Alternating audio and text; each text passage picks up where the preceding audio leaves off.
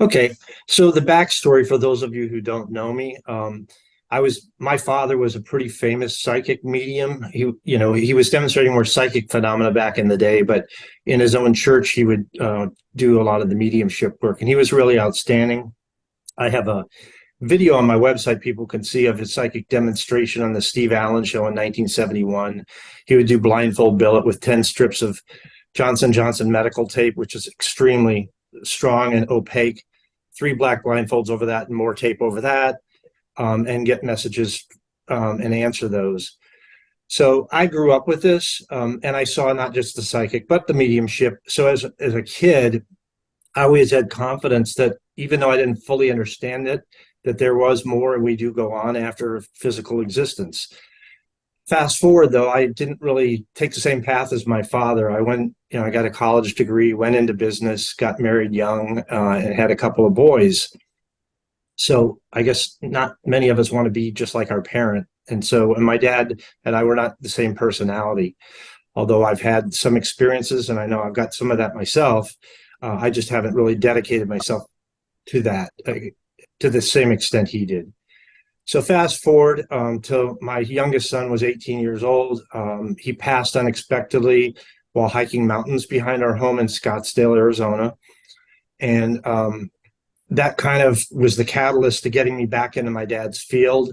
And a lot of things lined up in a very synchronistic way.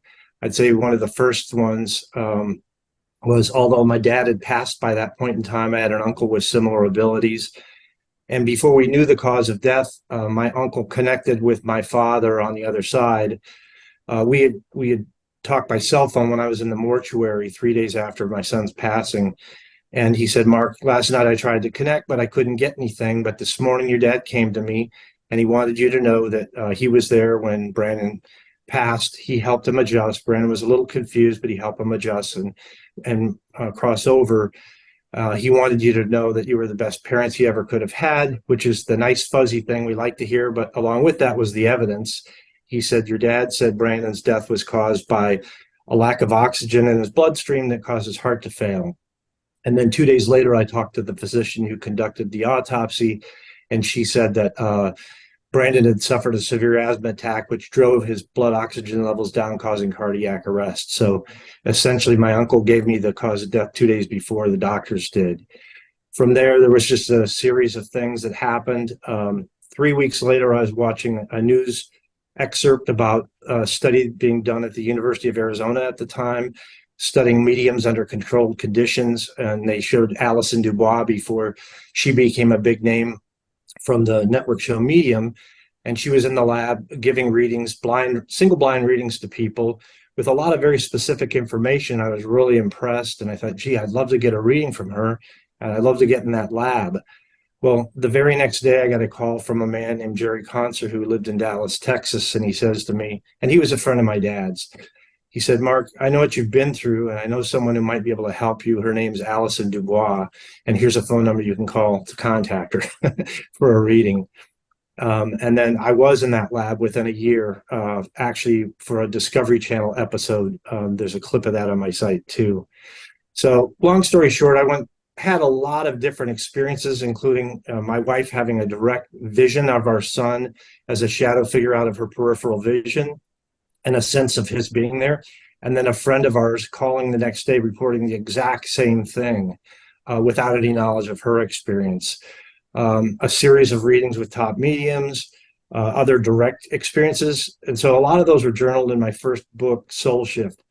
What I did after that, though, was kind of took it to another level. This book that just came out, I don't know if you could see that. I'm not looking at myself. Let me take a look. Yeah.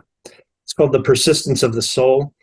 This is actually an updated, expanded, reformatted, and reissued version of a book I had called Messages from the Afterlife. I think it's a much better book now, the way it's been formatted and set up, but it's a combination of personal experiences supplemented by the scientific evidence supporting them.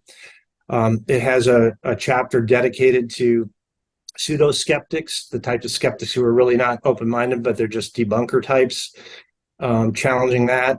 I have a chapter on the whole topic of religion and these phenomena, because there's at least in the States, and I'm sure other Western countries, they're predominantly Christian culture, and there are factions of that are more fundamentalist, that get hung up and think this stuff is evil. So I address that from a variety of perspectives.